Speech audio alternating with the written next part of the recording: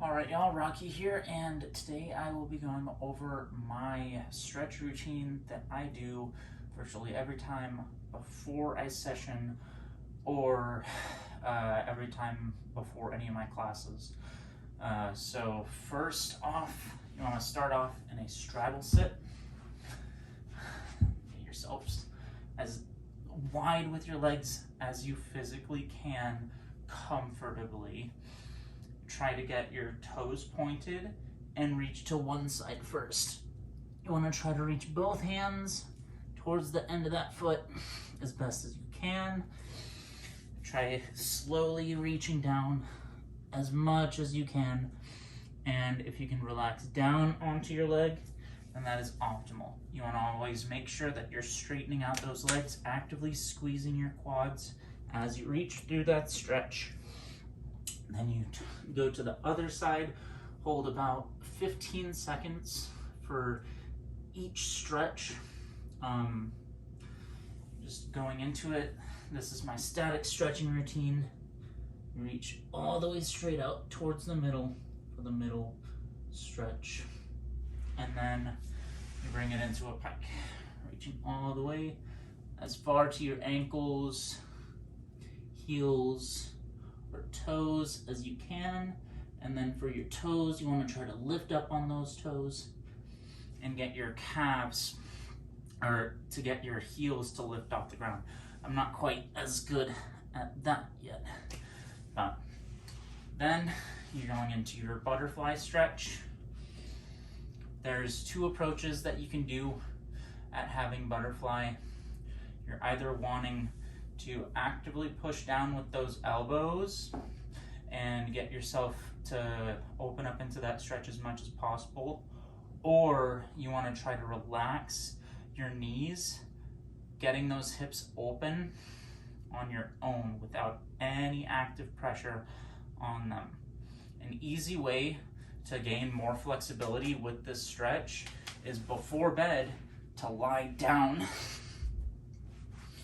and just relax in this position right here.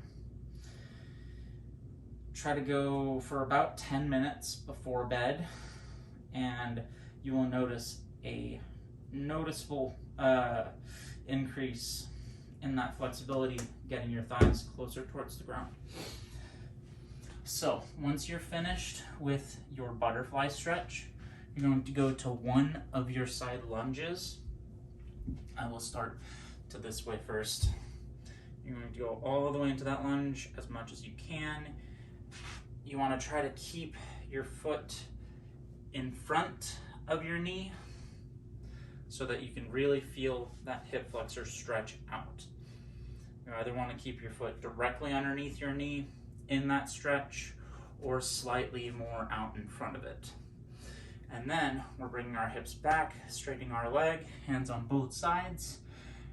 You can slide on down as much as you can and try to reach your nose to your knee. Then you're going to slide out as much as you can into your leg split, whichever side you start with. I'm starting with my right side split. And I will just move over because that's in my way there. You want to try to actively push your toes back behind you and your heel out in front of you when you're in that stretch. You always want to do these stretches on both sides. So you're going to start off with your other leg. Lunge. Nice active lunge, hips forward into it. You're going to bring those hips back. Straight front leg.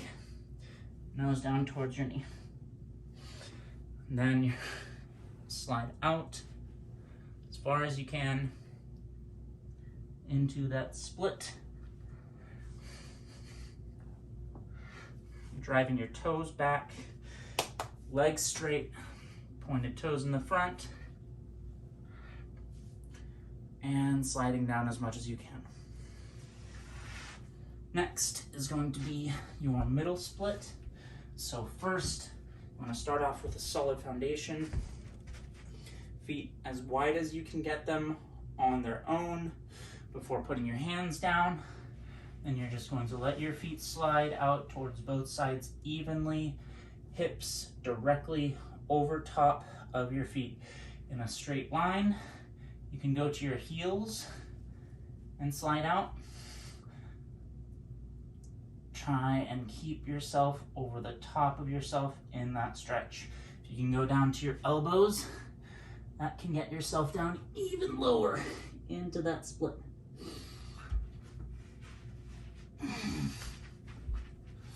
So that is it for the splits. Try to do that to the best of your ability. And then you're going to stretch out your wrists. You want to lean forward, over the top of your wrists, and back, letting yourself fall more into it. On the second time around, flip your palms, fingertips towards your knees, and sit back. Then you want to flip your palms face up, fingertips still towards your knees, and tickle your knees. This is going to really work those inner muscles of your wrists going up your forearm. And then fingers out towards the side, lean over your wrists towards one side, pushing through your fingertips on the other side, and bring it around to the other side, pushing through those fingertips once you're getting over the top of that other hand. You want to bring it around a couple times, and then that's that. You can also do rockers, waves, and spritzers, but that's it for your wrist stretches. You're going to go into your ankle stretches next. Big ankle cars, big circles. I have problems with my ankles. They creak and crack a lot because I've had plenty of sprains with them. And then you want to pull your toes back towards your heel. You don't want to pull out to the side because then that's going to feel it on the outside, or you're going to feel it on the inside if you're pushing it too far to the side. Straight out in line with the rest of your leg and back towards your heel. Pointed toe, and then you're going to flex your toe, push it in.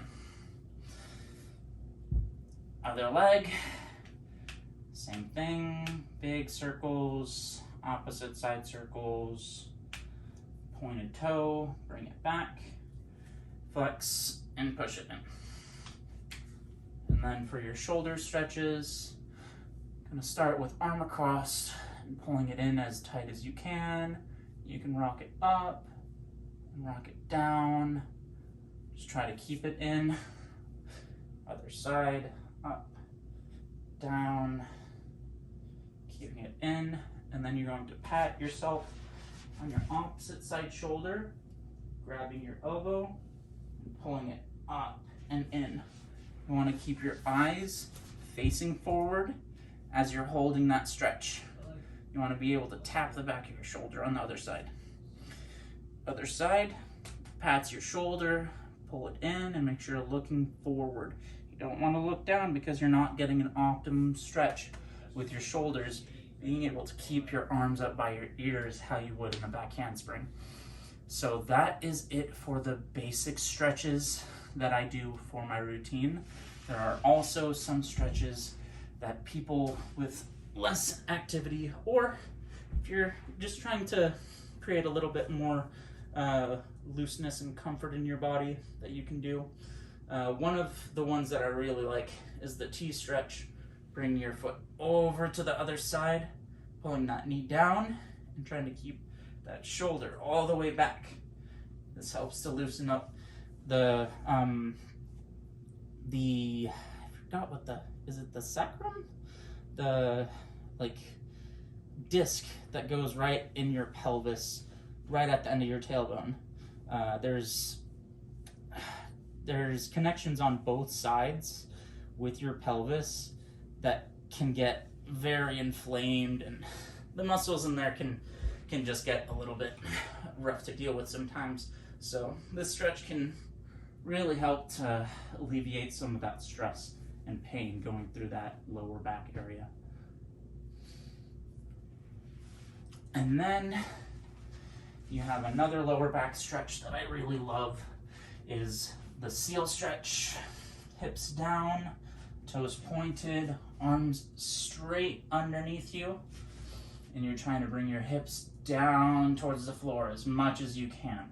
If you can straighten out those legs and squeeze your quad muscles as your groin goes towards the ground, pushing up through your shoulders, then you will really feel that lower back open up very nicely.